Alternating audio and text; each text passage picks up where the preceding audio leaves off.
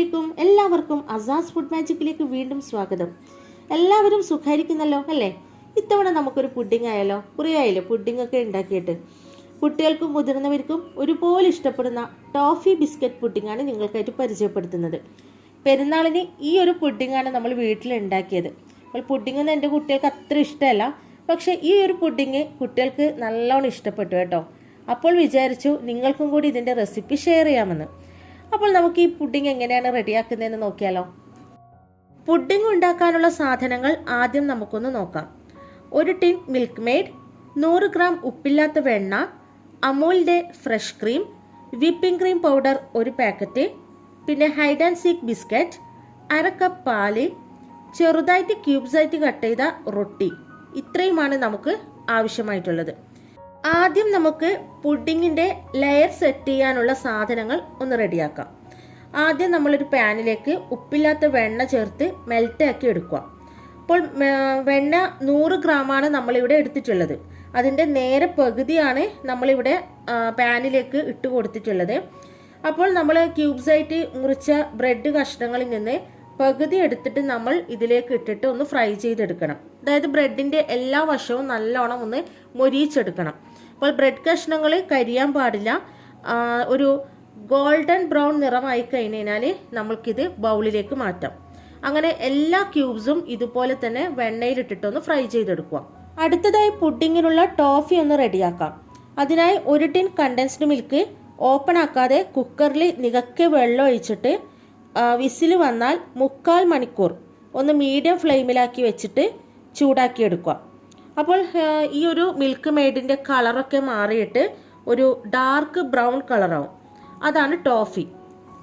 അടുത്തതായിട്ട് hide and Seek biscuit ചെറിയ കഷ്ണങ്ങളാക്കിയിട്ട് ഒന്ന് വെണ്ണയിലിട്ടിട്ടൊന്ന് ചൂടാക്കി എടുക്കുന്നുണ്ട് കേട്ടോ. അപ്പോൾ ഈ ഒരു ബ്രെഡും ഈ ഹൈഡ് ആൻഡ് സീക്ക് ബിസ്ക്കറ്റും നമ്മൾ പുഡിങ്ങിൻ്റെ ലെയർ സെറ്റ് ചെയ്യാൻ വേണ്ടിയിട്ടാണ് റെഡിയാക്കിയിട്ടുള്ളത്. അപ്പോൾ നമുക്കിത് രണ്ടും ഒരു സൈഡിലേക്ക് മാറ്റി വെക്കാം. അങ്ങനെ മിൽക്ക് മെയ്ഡ് ടോഫി ആക്കി സെറ്റ് ആയിട്ടുണ്ട്. ഇത് നമുക്ക് വെറുതെ കഴിക്കാൻ നല്ല ടേസ്റ്റാണ്. അപ്പോൾ നമുക്കിതൊരു ബൗളിലേക്ക് മാറ്റാം. എന്നിട്ട് ഒരു എഗ് ബീറ്റർ ഉപയോഗിച്ചിട്ട്, അല്ലെങ്കിൽ നമുക്ക് വിസ്ക് ഉണ്ടെങ്കിൽ അതായാലും കുഴപ്പമൊന്നുമില്ല. അപ്പോൾ നമുക്കിത് നല്ലോണം ഒന്ന് മിക്സ് ചെയ്തെടുക്കണം. അതായത് നമ്മുടെ ഈ ഒരു ടോഫി കട്ട കെട്ടാതെ ഇരിക്കാൻ വേണ്ടിയിട്ടാണ് നല്ലോണം ഇതൊന്ന് ബീറ്റ് ചെയ്തെടുക്കുന്നത്. അപ്പോൾ നമുക്കിതൊന്ന് ബീറ്റ് ചെയ്തെടുക്കാം. വേറൊരു ബൗൾ എടുക്കുക. അതിലേക്ക് 1/2 കപ്പ് പാൽ ഒഴിക്കുക. ഇതിലേക്ക് വിപ്പിംഗ് ക്രീം പൗഡർ 1 പാക്കറ്റ് മുഴുവനായിട്ട് തന്നെ ചേർക്കുക. എന്നിട്ട് നല്ലോണം ബീറ്റ് ചെയ്തെടുക്കുക. ഈ ഒരു എഗ് ബീറ്റർ നമ്മൾ നേരത്തെ ടോഫി മിക്സ് ചെയ്യാൻ വേണ്ടിയിട്ട് ഉപയോഗിച്ചുകൊണ്ടാണ് കേട്ടോ ഈ ഒരു പാലിൻ്റെ കളർ മാറിയിട്ടുള്ളത്. അടുത്തതായിട്ട് ഇതിലേക്ക് അമൂലിൻ്റെ ഫ്രഷ് ക്രീമും കൂടി ചേർത്തിട്ട് വീണ്ടും മിക്സ് ചെയ്യാം. എന്നിട്ട് ഈ ഒരു മിക്സ് നമ്മൾ നേരത്തെ റെഡിയാക്കി വെച്ച ആ ഒരു ടോഫിയിലേക്ക് ചേർത്തിട്ട് നല്ലോണം ബീറ്റ് ചെയ്യാം. പിന്നെ ഇതിലേക്ക് ഒരു 2 ചെറിയ സ്പൂൺ പഞ്ചസാരയും കൂടി ചേർക്കണം. അപ്പോൾ അത് ഞാൻ കാണിക്കാൻ വിട്ടുപോയതാണ്. 2 ചെറിയ സ്പൂൺ പഞ്ചസാരയും കൂടി ഇതിലേക്ക് ചേർത്തിട്ടുണ്ട്. 10 ഗ്രാം ചൈന ഗ്രാസ് അല്പം വെള്ളത്തിൽ ഒന്ന് കുതിർത്തതിന് ശേഷം മെൽറ്റാവാനായിട്ട് സോസ് പാനിലേക്ക് മാറ്റിയിട്ടുണ്ട്. അപ്പോൾ ചെറിയ തീയിൽ വെച്ചിട്ട് ചൈന ഗ്രാസ് നല്ലോണം മെൽറ്റാക്കി എടുക്കുക. തരുമ്പ് ഒട്ടും ഉണ്ടാവരുത്. എന്നിട്ട് നമുക്കിത് റെഡിയാക്കി വെച്ച ടോഫി മിക്സിലേക്ക് ഒഴിച്ചു കൊടുക്കാം. അടുത്തതായി നമുക്ക് പുഡിംഗ് ഒന്ന് സെറ്റാക്കി എടുക്കാം. ഇപ്പോൾ പുഡിംഗ് ട്രേയിൽ നേരത്തെ ഫ്രൈ ചെയ്ത് വെച്ച ബ്രെഡ് കഷ്ണങ്ങൾ നിരത്തി വെച്ച് കൊടുത്തിട്ടുണ്ട്.